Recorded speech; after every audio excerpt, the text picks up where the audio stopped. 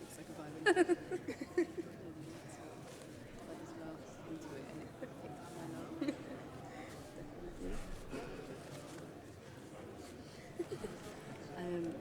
saw someone was advertising life modelling classes in Margate, and I emailed her about modelling. Oh, that's cool. It's really hard, you know. I love it though. Have you done it before? Yeah, a few times. I did it in when I was visiting Jessie in Canada. Gosh, how long did you say? Quite a long time, but I picked a really cool pose where I could lean on the sofa and I could draw my ass. Very cool. I don't want to do it yet. I like doing it, you know. Any excuse. So what have you learned today? Oh, I'm sorry. I should have called you. You know.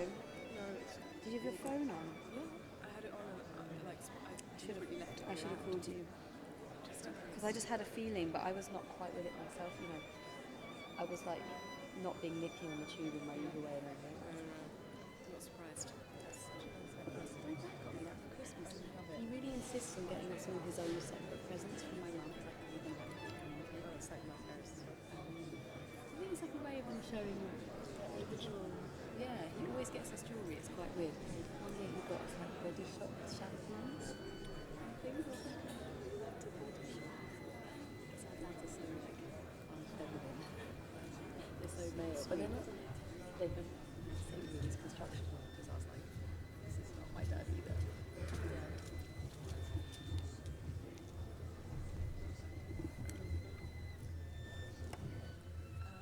My dad did my stockings. It's like so good. What did he pay? He paid like loads of expensive things. So sweet. Really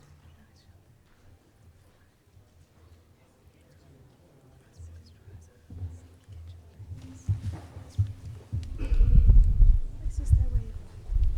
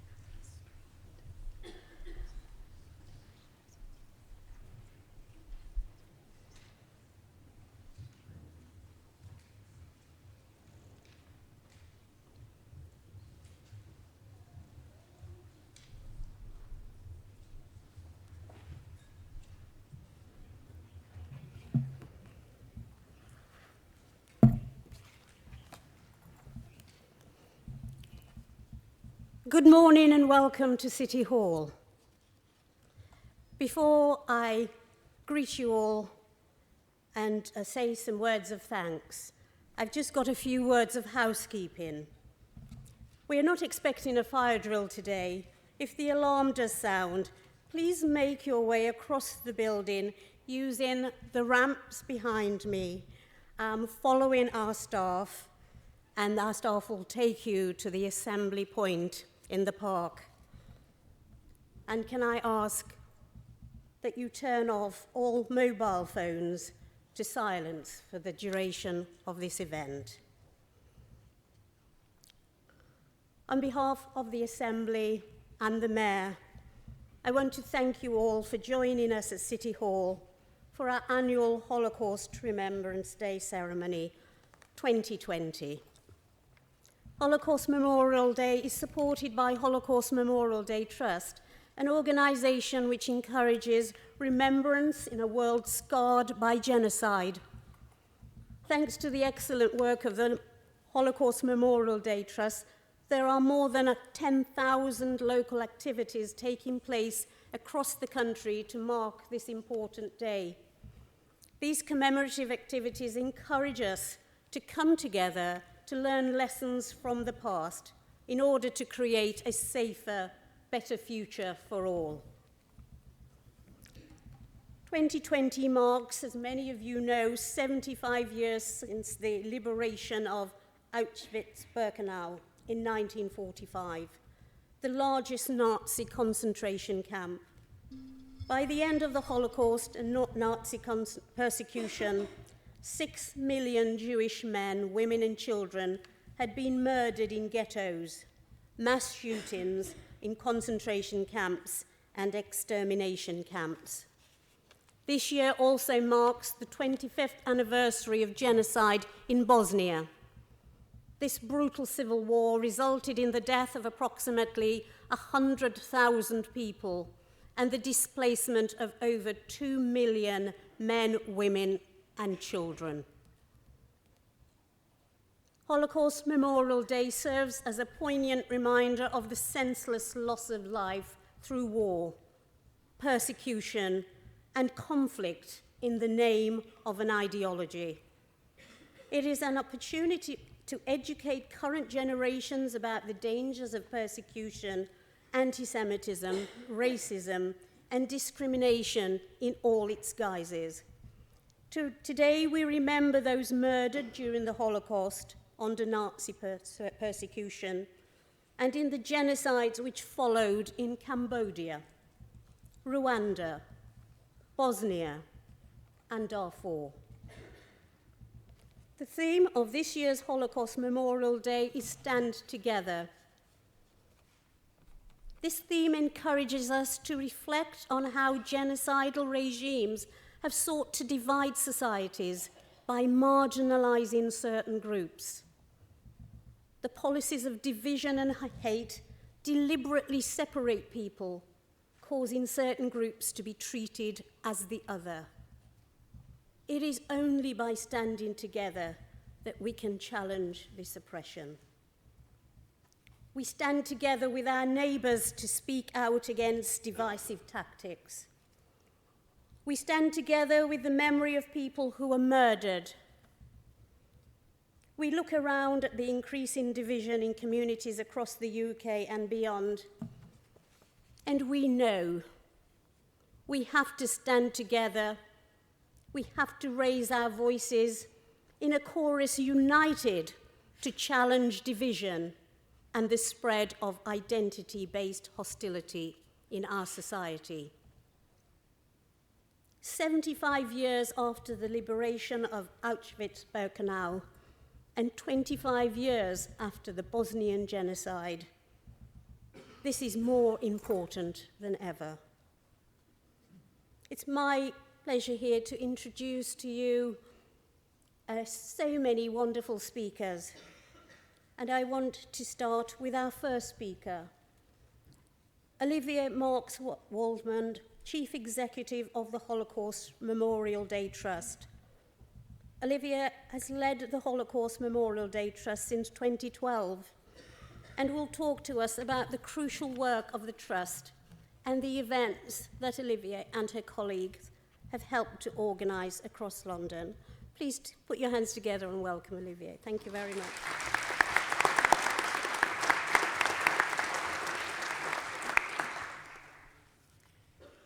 Good morning, everybody. I want to extend my thanks to everyone joining us here today and to the Mayor of London and your team for the enormous amount of work that has gone into organising today's event. Holocaust Memorial Day is the day for communities across London and across the UK to come together and remember the millions of people murdered in the Holocaust, under Nazi persecution, and in the genocides that followed in Cambodia, Rwanda, Bosnia, and Darfur. We gather this morning to learn from the past and build a better future for us all. This event today that we are part of is one of an estimated 10,000 activities taking place around the UK, supported by the Holocaust Memorial Day Trust, including approximately 2,000 in London alone. In London, we are tremendously fortunate to live with a diverse population and strong local communities. This is what makes our city great. Holocaust Memorial Day will be commemorated this year in London's schools, churches, synagogues and mosques, libraries, youth centres, hospitals, theatres, and many more. Holocaust Memorial Day will be marked in every London borough in poignant and inspiring ways.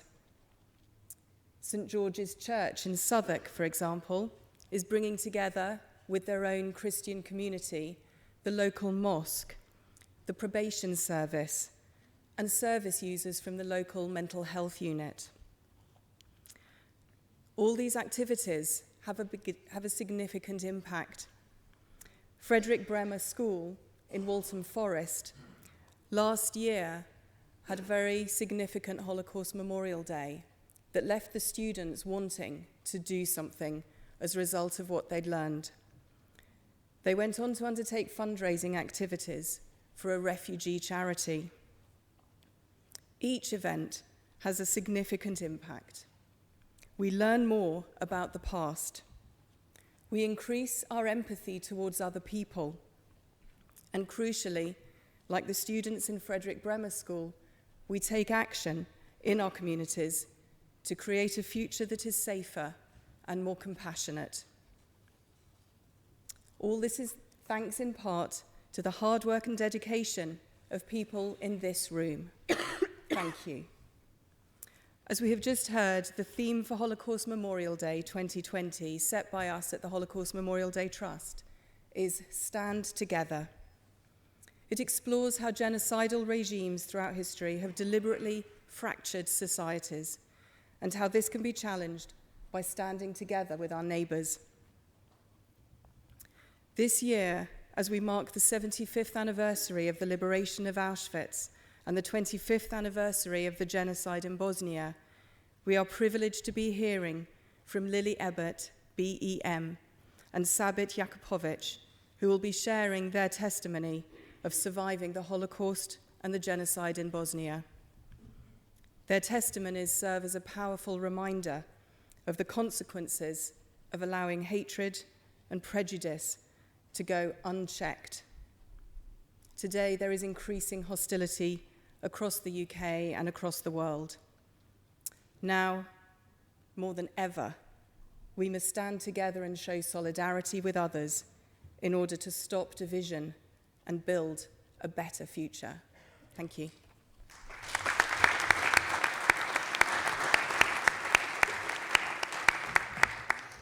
Thank you, Olivia, and for the great work that you do.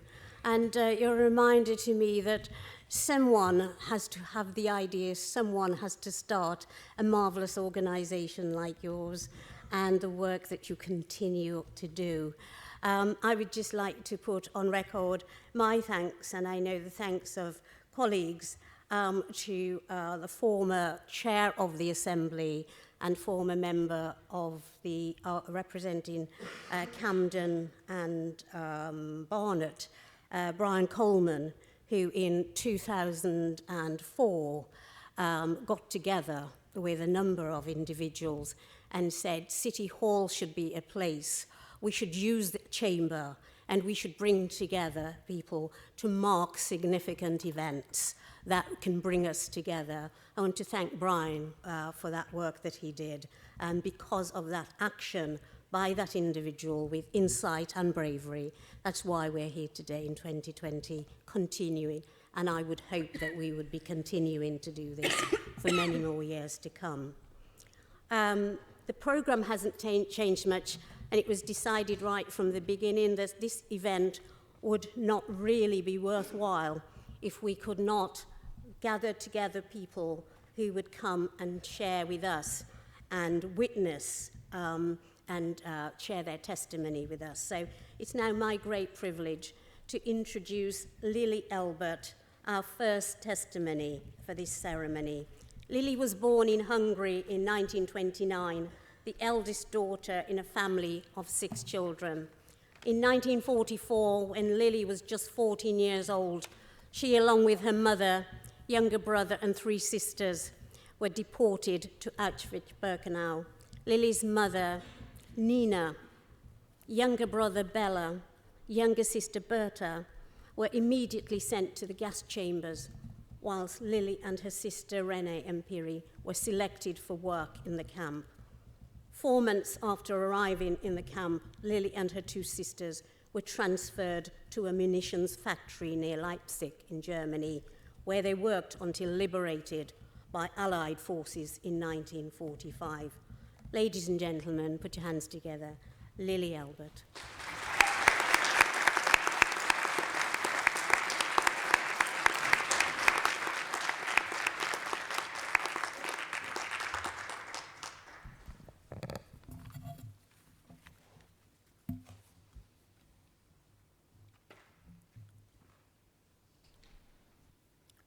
Good morning.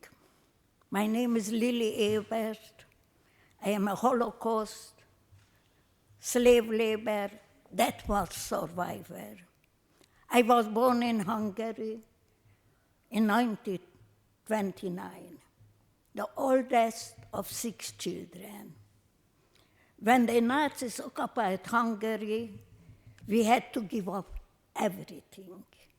My brother knew what will happen, so he put a few jewelry for my mother and my golden pendant in the heel of my mother's shoe.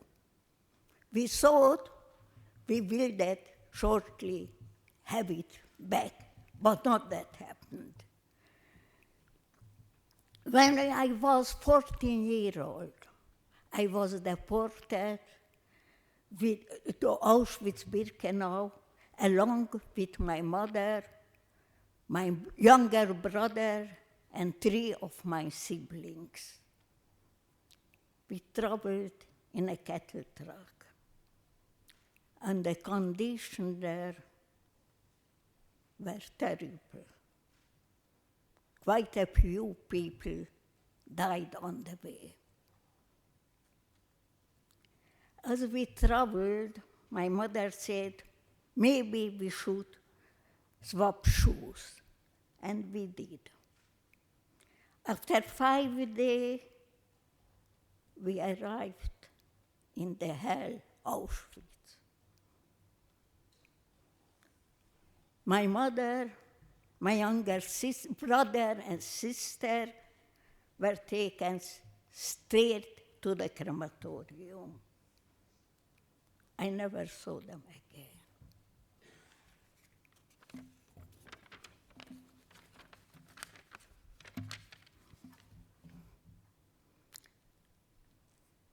I still find it hard to talk about Auschwitz-Birkenau. How do you describe a factory of death, a place of industrial killing? How?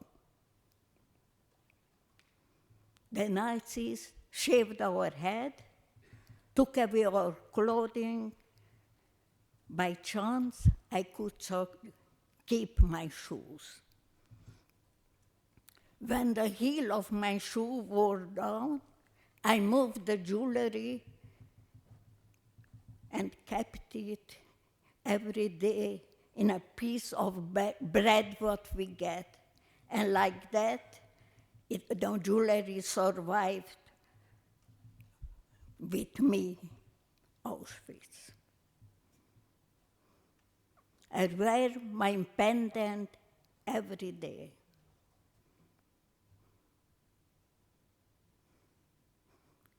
From Auschwitz, I was sent with my 2 sisters to Germany to work as a slave laborer in a ammunition factory. From there, we were taken to Death March, and eventually, the American soldiers liberated us in 1945.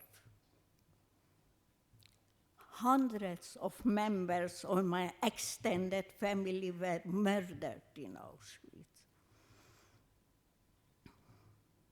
I have to tell because I cannot talk. I promised myself, if I survive against all the odds, I will tell the story in the name of them who cannot talk anymore. And I do. The world should never forget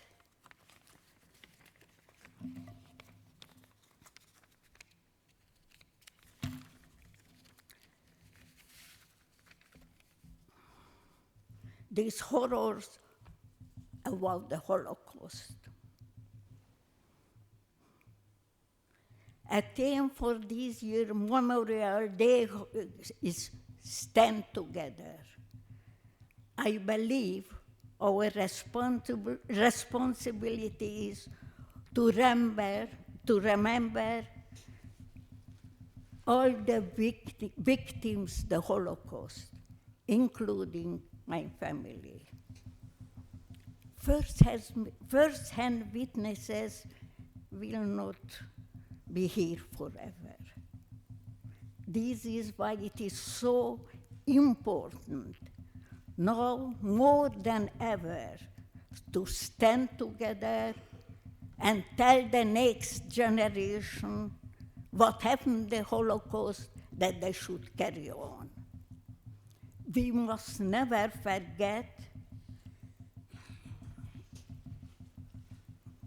where hate and prejudice can ultimately lead. Thank you.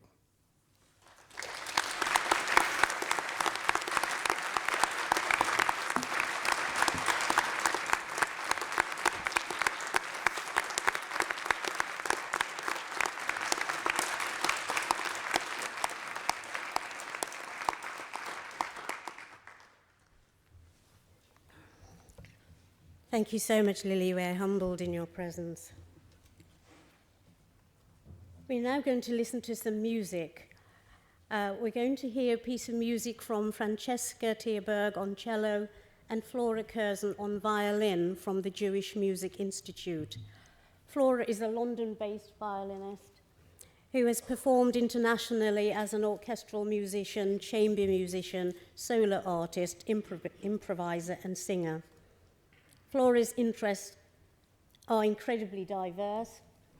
She has a keen interest in working with musicians from other cultures and with different art forms. Francesca is a multidisciplinary artist known for her unique cello playing style. She's a specialist in klezmer and Roma music, a songwriter, composer, ethnographer, and improviser. Thank you very much.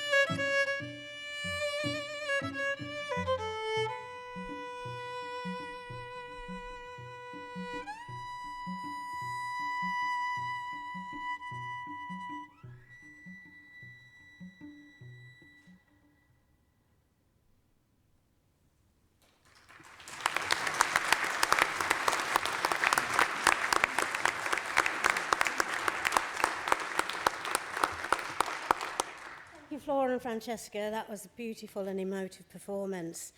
And now it's my pleasure to invite the Mayor of London, Sadiq Khan, to give a reading. Toys, written by the great Yiddish poet, Abraham Sutzkever.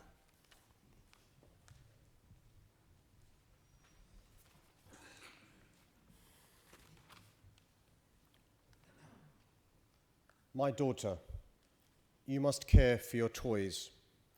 Poor things, they're even smaller than you.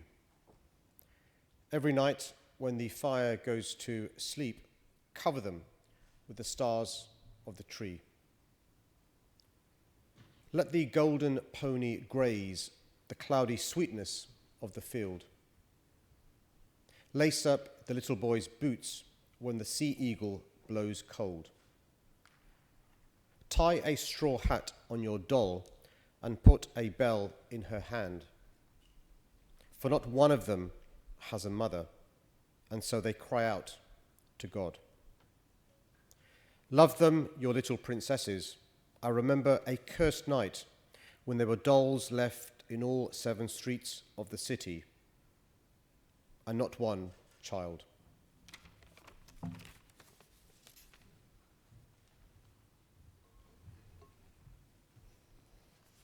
Thank you very much, Mayor. We're now going to take some statement of commitments from our commitment ambassadors. For some years, the Holocaust Education Trust has run its Lessons from Auschwitz project, taking school children to Auschwitz to help further develop their understanding of the Holocaust. This work is hugely important in reminding young people why the Holocaust should never be allowed to be forgotten. I know some colleagues and the Mayor, we have had the privilege of joining Lessons from Auschwitz project on a day visit to Poland. I personally know I will never forget the trip. I still feel the chill and the horror of that location. And so I know that a number of our young people are going to share as well later on with us. So I'd like to introduce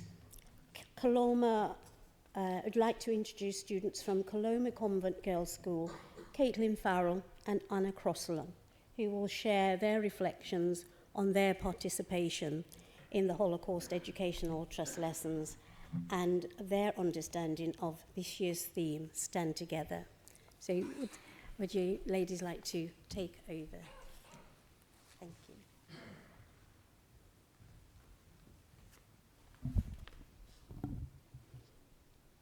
Good morning. My name's Anna. This is Caitlin. We are students at Coloma Convent Girls' School in Croydon. In February last year, we took part in the Holocaust Educational Trust's Lessons from Auschwitz project and visited Auschwitz-Birkenau. Today, we're here to talk about our experience and reflect on the role that we and other young Londoners must play in ensuring the Holocaust is never forgotten. The Holocaust is taught in schools across England. It is part of the national curriculum. Whilst that's a positive start, in a world where disinformation can spread so quickly, and where people still claim that the Holocaust didn't happen, it is more important than ever that young people really understand what happened and why. During the project, I learnt about the role of the notorious death camps during the war, and I learnt about the Jewish communities of Europe. It helped me understand who we are talking about when we talk about the victims of the Holocaust. It was fascinating to learn about the rich history and culture of European Jewry. I reflected on just how much the Jewish community had contributed, how they had fought for their countries, played on national football teams, been members of local sports clubs, attended local schools, colleges, and universities. But that didn't matter to the Nazis, who sought to destroy people, their places of worship, and their beliefs. The enormity of thinking about the human loss, as well as the cultural loss, is chilling. The vast majority of European Yiddish speakers were murdered, and some European Jewish traditions were lost forever. I'll never forget what I saw when I visited Auschwitz-Birkenau. In one part of the camp, Auschwitz I, we saw exhibits of the prisoners' possessions, including suitcases and shoes, as well as several tons of human hair. It cannot be exaggerated how unsettling it is to see the belongings of people, individuals, who were murdered by such an evil regime. But it was Auschwitz II-Birkenau that will stay in my mind forever. To stand in the place where over 1 million Jewish men, women, and children were murdered was painful. We stood where innocent people were buried. There are no museum exhibits at Birkenau. Instead, what remains are the ruins of the gas chambers, the barracks, and the brick gatehouse, shown in so many films. We walked up the train tracks to enter the camp. The same route was taken by so many as they walked to their death.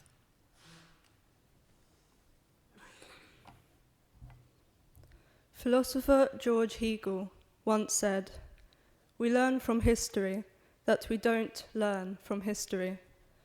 This is a quote we heard on the Lessons from Auschwitz project, and it really struck me. Our educator Martin brought it to our attention and asked the group to what extent we agree with such a bold and contradictory statement, since, of course, we know that hatred and anti-Semitism didn't end with the Holocaust. The visit also struck me, but perhaps not in the way I'd anticipated. Something I learnt and want to remind everyone here today is that whilst Auschwitz-Birkenau is perhaps the site most synonymous with the Holocaust, we must remember that it does not tell us the whole story. The Holocaust took place across Europe, in camps, ghettos, killing sites, trains, and so many other places. One of the most enlightening features of the trip was really getting a sense of the full extent of the Holocaust, realizing that it reached countries such as Greece and Italy, as well as Eastern European countries such as Romania, Czechoslovakia, and Hungary.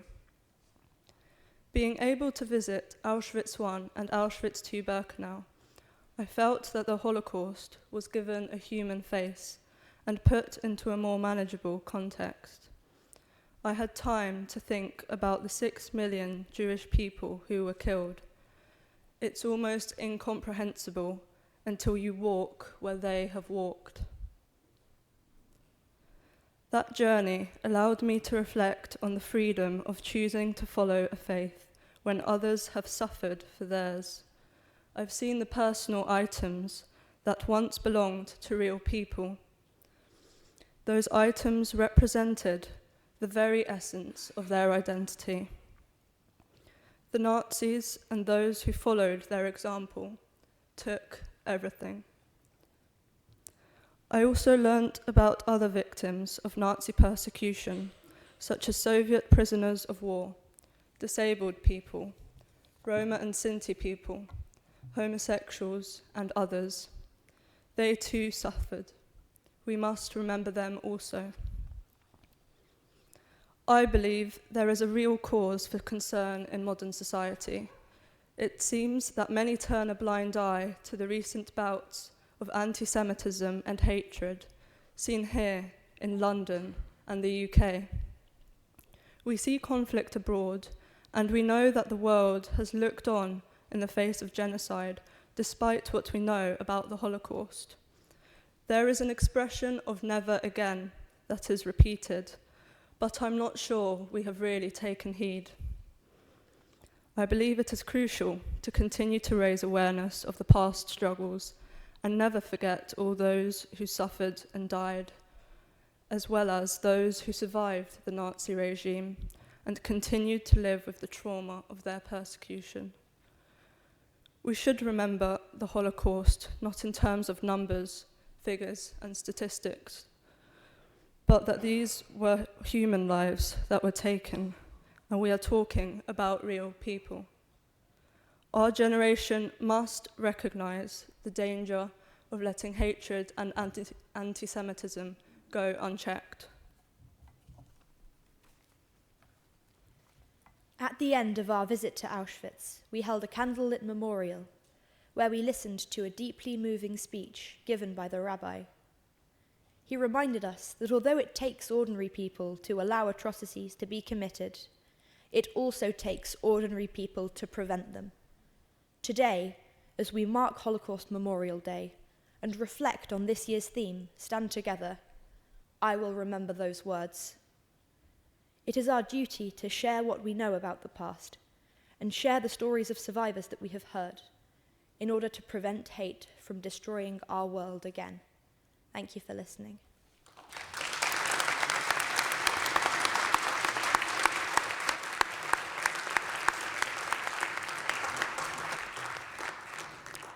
We're now going to hear the statement of commitment by our Holocaust Educational Trust ambassadors, Isaac Salou and Jacqueline Ansari, Pimlico Academy, Phoebe Swords and Noah Baker, Aileen School, Grace Nash and Leah Caretas from Sacred Heart High School, Hammersmith, Ketsia Patience Kasonga from St Saviour and St Olaf's School.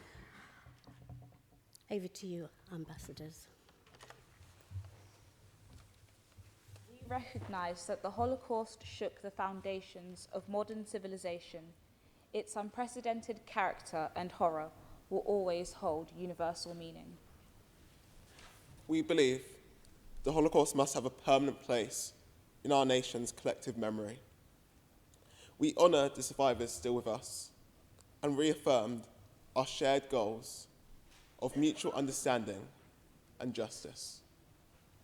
We must make sure that future generations understand the causes of the Holocaust and reflect upon its consequences. We vow to remember the victims of Nazi persecution and of all genocides. We value the sacrifices of those who have risked their lives to protect or rescue victims as a touchstone of human capacity for good in the face of evil. We recognise that humanity is still scarred by the belief that race, religion, disability, or sexuality make some people's lives worth less than others. Genocide, anti-Semitism, racism, xenophobia, and discrimination still continue. We have a shared responsibility to fight these evils. We pledge to strengthen our efforts to promote education and research about the Holocaust and other genocides. We will do our utmost to make sure that the lessons of such events are fully learnt. We will continue to encourage Holocaust remembrance by holding an annual UK Holocaust Memorial Day. We condemn the evils of prejudice, discrimination, and racism. We value a free, tolerant, and democratic society.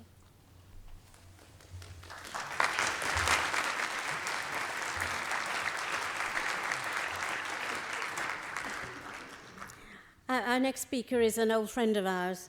Rabbi Barry Marcus first joined us in 2005 and indeed was instrumental in putting the programme that now exists from 2005 with us and others. Rabbi Marcus has long been active in promoting Holocaust remembrance and education. In 1998, he pioneered the concept of a one-day education trip to Auschwitz. To date, more than 25,000 people have taken part in these trips. Rabbi, we're honoured to have you back here with us. Please, take the podium.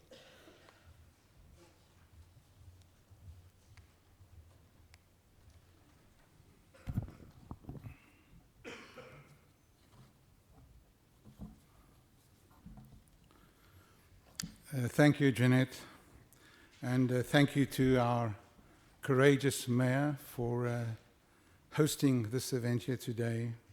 Your voice of reason in standing up to anti-Semitism and other forms of discrimination are a welcome voice in the narrative today.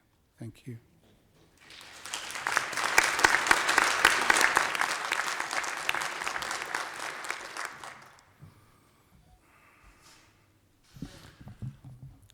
As the son of parents who escaped the horrors of Nazi Europe, I grew up with a fervent hope that the Holocaust was just some historical aberration and that anti-Semitism at least as a mainstream phenomena, had exhausted itself in shame.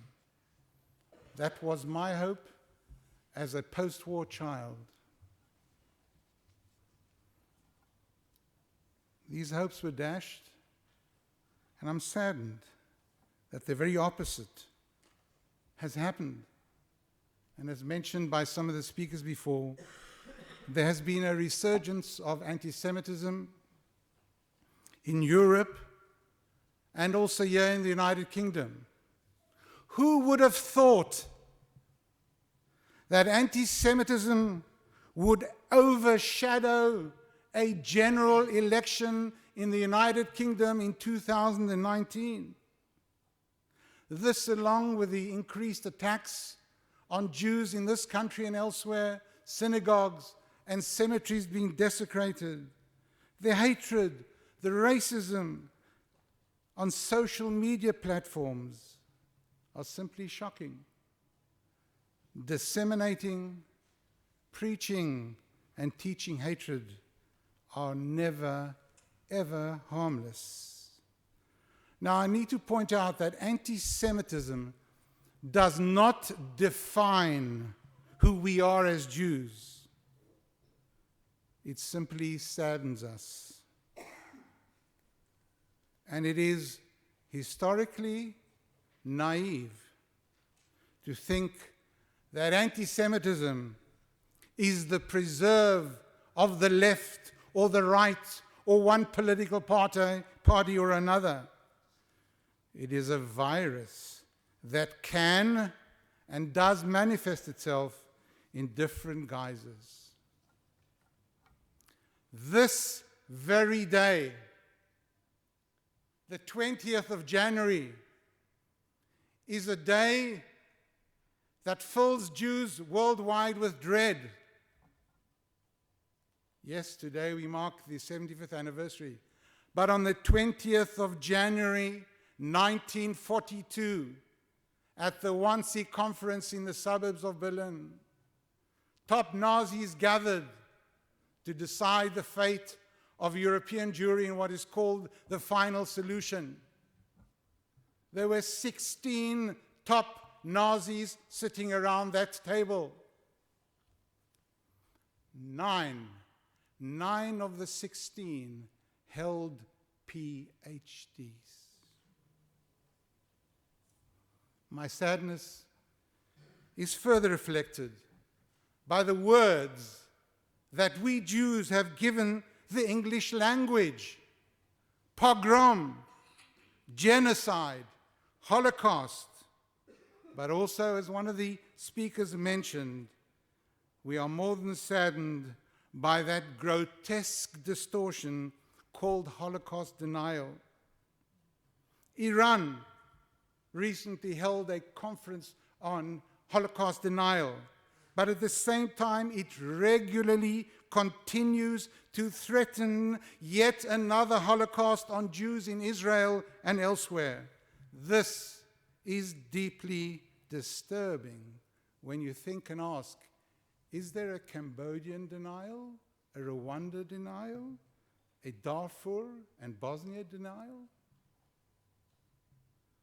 Now, let me make it clear that whilst the loss of any human life is tragic and to be decried, and whereas the many other tragic events that we mark today are often sparked by territorial, religious, and ethnic conflicts, the Shoah, as we call the Holocaust, with a reference to the burning in the crematoria, the Holocaust is the culmination of centuries of persecution, massacres, and pogroms, going back to the Crusaders, the Spanish Inquisition, and across Europe and Russia.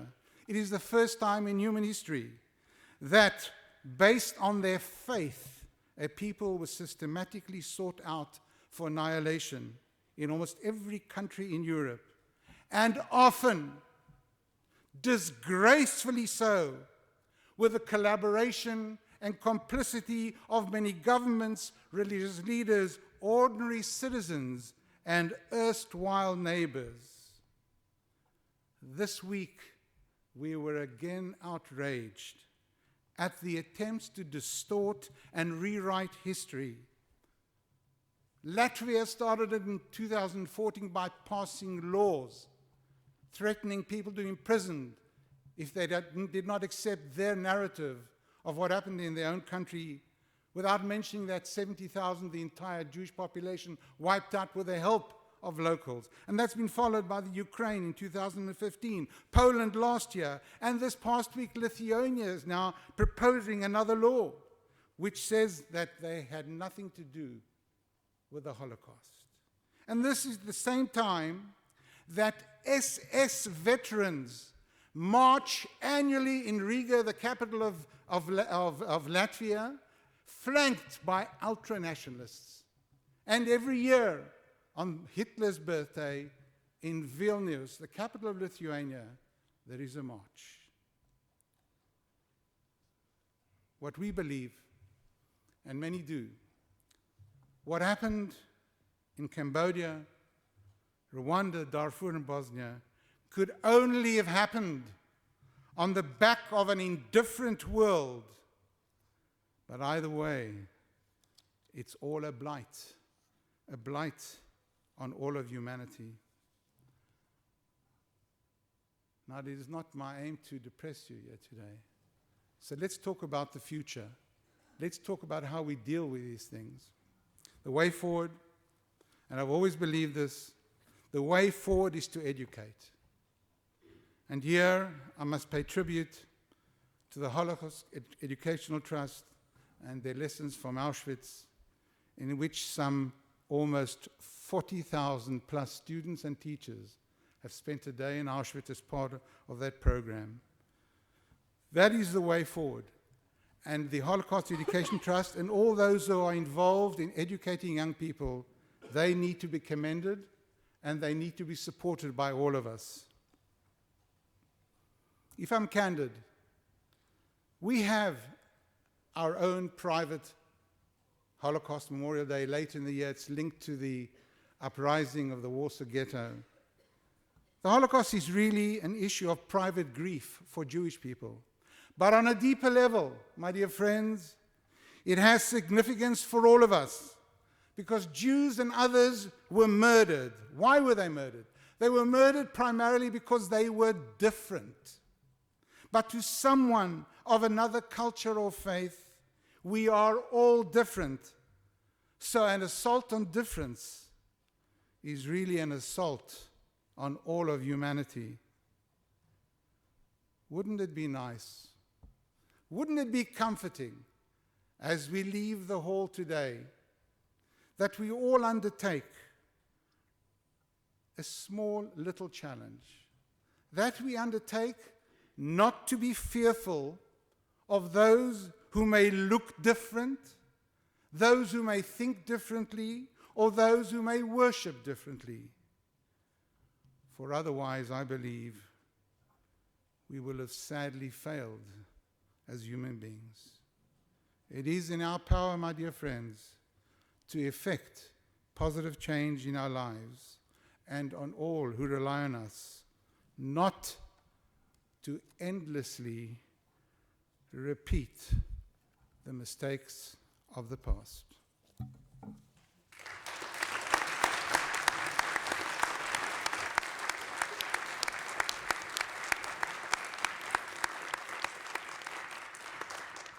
Thank you very much, Rabbi Marcus, and thank you for that challenge.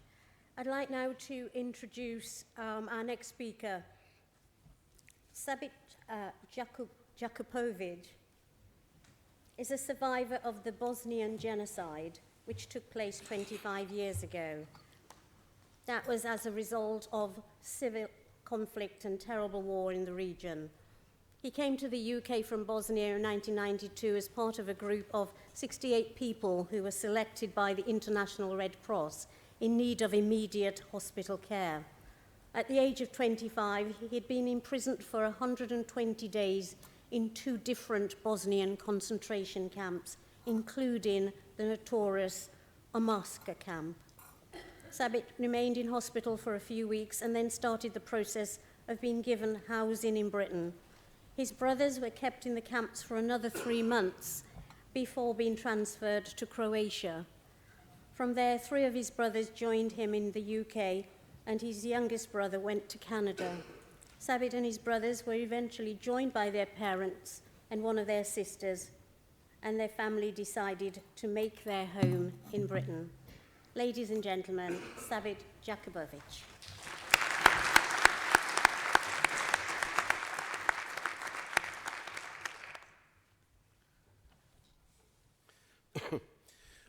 Good morning to you all, and thank you for making an effort to mark this occasion. My name is Sabit Jakubovic, and I'm here to tell you about my personal journey through Serbian concentration camps Omorska and Manjača. On the night on 29th to 30th of April 1992, 400 Serbian police officers supported by paramilitary seized the power in all key establishments in town of Prijedor. The life as we knew changed forever. After takeover, Radio Prijedor broadcasted Serbian nationalistic idea characterizing prominent non-Serbians as criminals, extremists who should be punished for their behavior. Dr. Mujagic of the Bosnian Muslim ethnic group was accused of injecting drugs into Serbian women, making them incapable to give birth to male children. Or Dr. Sikora, a Bosnian Croat, referred as the monster doctor, was accused of making Serbian women abort if they were pregnant with male children, and of castrating the male babies of Serbian parents. Tension and fear increased significantly among the non-Serbian population in Prijedor area. There was a notable increase in paramilitary presence of Serbian formation in the town. Armed soldiers were taking places on top of high building rise in the town, and Serbian police established checkpoints throughout the town. Soon, Serbian authorities started to take control of surrounding villages. Predominantly Bosnian Muslim villages were taken by force. On 22nd of May 1992, Serbian-controlled Yugoslav People's Army, also known as JAN, issued an ultimatum to residents of village of Hambarne and Kozarac to surrender to the new authorities. The residents were supposed to surrender several individuals alleged for involving on an attack on Yana. The attack on Hambarine started on 23rd of May, following by another attack on Kozarac on 24th of May. During and after attack on Kozarac and Hambarine massacre, Serbian authorities set up 3 concentration camps. Keratam camp. Keratam was a ceramic factory and was set up as a camp on around 23rd, 24th of May 1992. There were 4 rooms in a camp, and by late June, there was about 1,200 people in the camp. Every day, people were brought in or taken away of the camp. The number increased considerably by late July. The detainees were mostly Bosnian Muslim and, in lesser extent, Bosnian Croats. Omorska camp. The Omorska camp was a mine complex located about 20 kilometers from town of Prijedor. The first detainees were taken to the camp sometimes in late May 1992, between 26th and 30th of May. The camp building was almost completely filled with some of the detainees had to be held in the area between 2 main buildings. The area was lit up by specially installed spotlights and after detainees arrived. Female detainees were held separately in the administrative building according to the Serb authorities' documents from Prijedor. There were 3,334 persons held in the camp from the period of 27th of May to 16th of August 1992. 3,197 of them were Bosnian Muslims, 125 were Bosnian Croats. However, the United States Department officials, alongside with the representatives of other Western governments, have established that between 4,000 and 5,000 people perished at Omarska. Therefore, it's obvious that numbers are much higher. Ternopolje camp was set up in the village of Ternopolje on 24th of May 1992. The camp was guarded on all sides by Serbs army. There were machine guns, nests, and well-armed post point with their guns towards camp. According to our approximation, on the 7th of August, there were around 5,000 people detained there. Women and children were detained at the camp, as well as men of military age. The camp population has high turnover, as many people were staying for less than a week in the camp before joining one of the many convoys to other concentration camps or to be executed. The majority of detained slept in the open air. Growing up in former Yugoslavia and really believing in brotherhood and unity, I could not believe that rebirth of nationalism will have such a long-lasting effect. I just couldn't believe that my neighbor's classmate would attack our villages, put us in concentration camps with excuse that they were threatened. It was hard to understand how our old friends have become our enemies overnight. But even more difficult was to understand how propaganda machinery was poisoning everybody by total misinterpretation of truth, and how rapidly moral of our neighbors was disappearing. Even today, I cannot understand how even Serbs could believe in lies they were telling. Even when paramilitary took over the cities, there still was a vast majority of Muslims couldn't believe that our neighbors will take weapons and take our city, our town by force.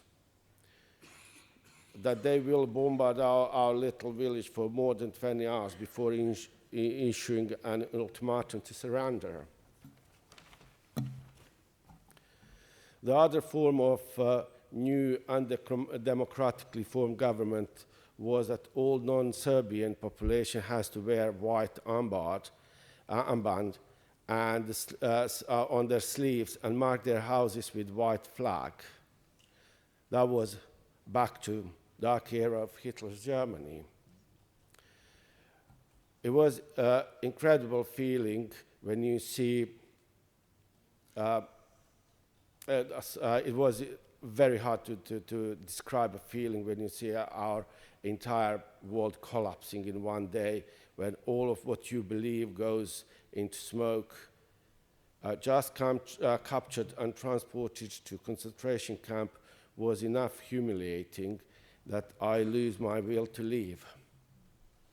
Our village was cleared from non-Serbian.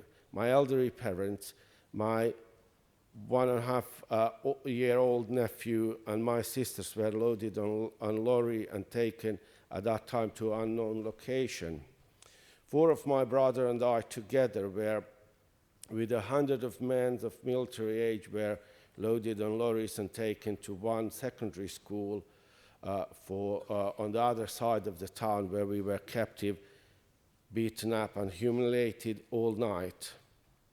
Next evening, we were transported to the open mine at Omarska.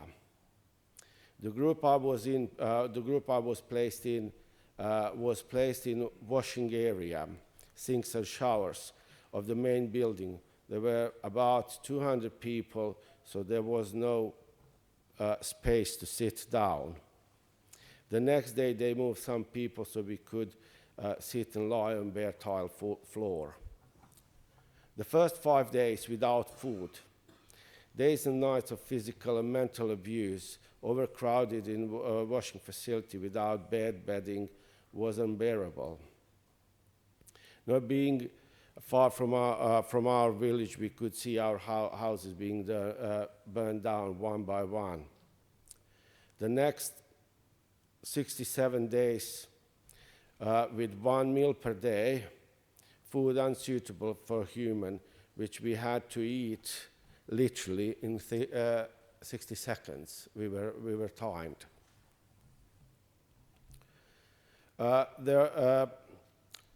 There were days when we were sent back from entrance from lunchroom. So far, for 72 days in Omarska, we didn't have more than 60 meals. Constant calling out, beating of prisoners intensified our fear when they were coming to get you. Physical torture were drastically intensified by arrival of night. Screams, cries, torture of people and children were unbearable. The rampage of drunken guards got worse by the hour. Each morning, hallways, restrooms, parking areas were bloodier and bloodier, often with the dead bodies on the grass or parking area. Guards did not only torture prisoners, but often soldiers will come to beat us up. Frequently visits from soldiers, so-called special units of soldiers who were on leave from the front, would come to show us and our guards how they should deal with us. There was even some civilians coming to the camp, taking prisoners out and sorting their private disputes. Spending 72 days in hell of Omarska and another 48 days at Camp Manjača left long-lasting impact on me.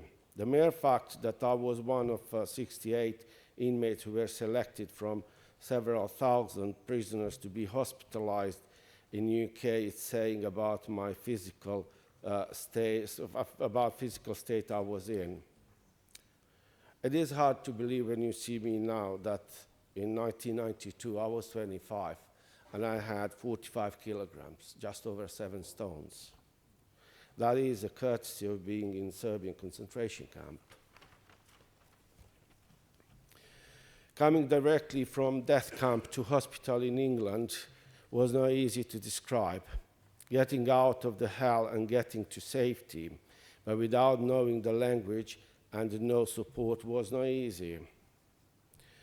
It was not easy to live with it wasn't easy to live with constant nightmares, depression, psychological pain, to all of the injustice we suffered. It took a long time for me to learn with consequences of being into concentration camps. It was extremely hard to watch the fall of Srebrenica, especially knowing what Serbs are capable of. My nightmare increased. I was very angry. I couldn't do anything to protect or even make people aware of ways to follow. It was painful to find out that I was right later when facts about genocide in Srebrenica came to light. There were hundreds of mass graves in Bosnia. In Prijedor town where I'm from, there are over 58 mass graves where Serbian buried non-Serbian people from our town. In October 2013, one of the largest mass graves in Bosnian war was discovered by international commissioning on missing persons in Tomasca, the village in a town near Prijedor, according to the witness, containing more than 1,000 Bosnian Muslims and Bosnian Croats bodies. I know that I will never get over the horrors of 2 concentration camps, and that it will stay with me as long as I'm alive. But every extra day I live and every little success in my personal victory over criminal ideology, which was leaving, and unfortunately it's still alive among many Serbs in Bosnia. Despite relieving everything, when I share my story, I will continue to try my best to speak up and make people aware of what I have been through, and the majority of everyday people had no idea what went through in less than 30 years ago. Thank you for listening. I hope you learn a little bit about Bosnia today.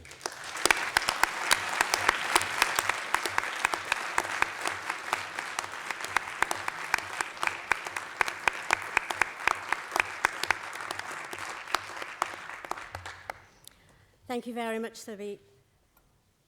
Your resilience and bravery is an inspiration to us all. We now go to the point where we say the memorial prayer. This prayer, meaning God full of compassion, is a Jewish prayer for the departed. It originated in the Jewish communities of Western and Eastern Europe, and since the end of the Holocaust, the prayer has been adopted as a memorial prayer for the victims of the Holocaust and Nazi persecution. I'd like to invite you to stand for the memorial prayer, El Malik Rahim, which will be led for us today by Rabbi Marcus.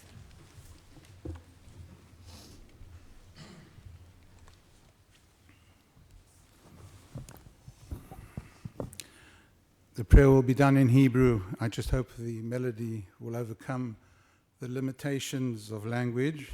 The one word that many of you will be familiar with is the last word, Amen, which is, strictly speaking, also Hebrew, but common to most of the great faiths of the world. And you can join me in saying that right at the end. It's a prayer for all those who perished at the hands of the Nazis and all those who perished at the hands of murderous regimes throughout our history.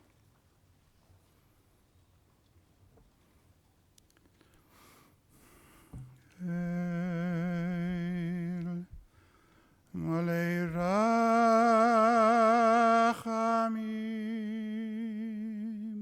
shoyach bebein b'meromim hamitzei menucha nuchana al kavei hashechina b'ma'alot kedoshim ותיארים כזוהר הרקיע מזהירים את נשמות אחינו בני ישראל שנהרגו באושוויץ, בלזק, ברגן-בלזן, דכאו, מיידנק, סוביבור, טרבלינקה, ובשאר מחנות נשמד באירופה. בעבור שכל הקהל הזה מתפללים בהזכרת נשמתם בגן עדן תהי מנוחתם. לכן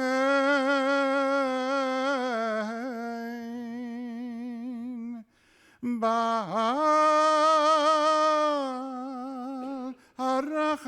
הרחמים יסתירם בסדק כנפיו ליואל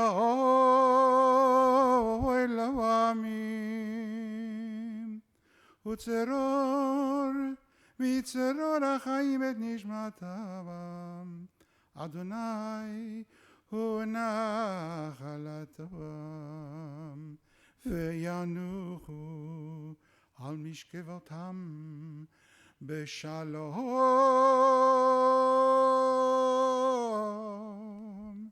ונאמר אמן.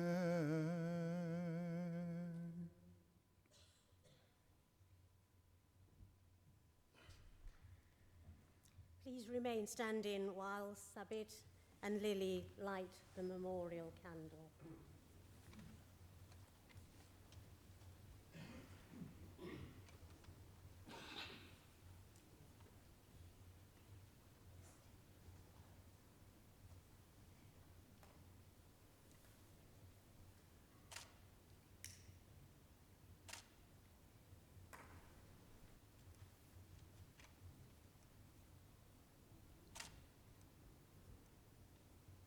For the 6 million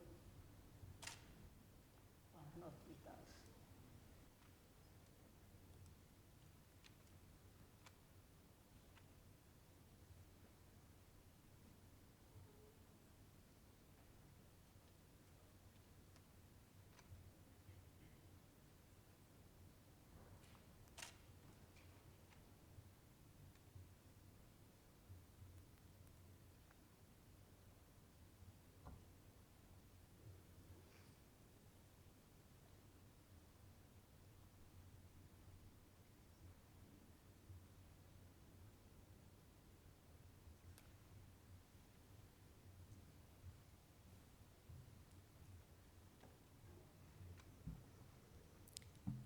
Please be seated for another piece of music from Francesca and Flora.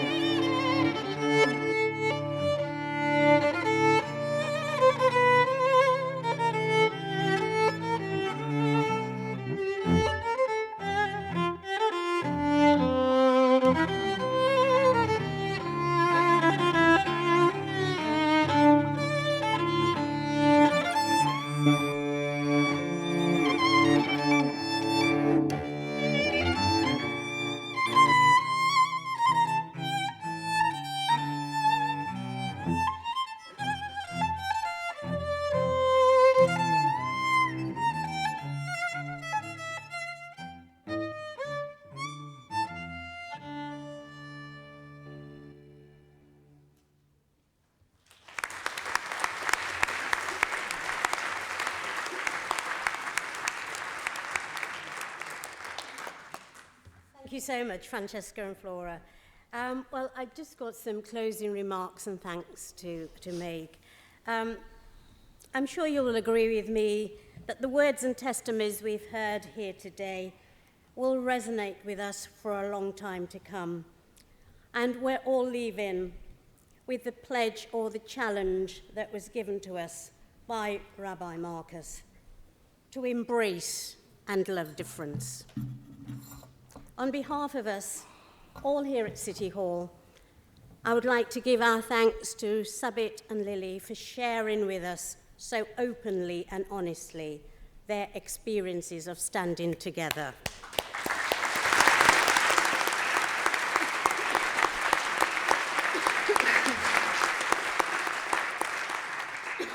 We also need to thank our ambassadors who have got a job of retelling the histories for the next year and ensuring that the story continues to be told. Thank you very much.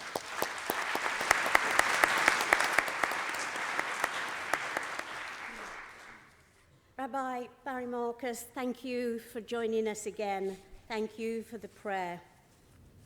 And then also, can I thank Olivia Mark Waldman from the Holocaust Memorial Day Trust, Karen Pollock and Anita Palmer from the Holocaust Educational Trust, without whose kind and tireless cooperation, this event could not have happened.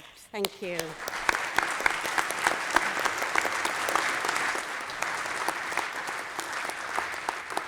We send our thanks to the Jewish Music Institute for their contribution to today's event and the marvelous work that they do. And of course, we see the product of that institution, the talented musician, Francesca and Flora. Thank you. I would also like to thank those here today for whom the Holocaust was so devastatingly real. Our colleague, Assembly Member Nikki Gavron, who shared her testimony in this place last week. Members of the Jewish community and faith community representatives, the Deputy Israeli Ambassador, our civic mayors, thank you, council leaders, diplomats, and representatives from the GLA family, our schools and our youth ambassadors, and everyone who has joined us here today to represent their boroughs and organisations. In a moment, I will lead the members from the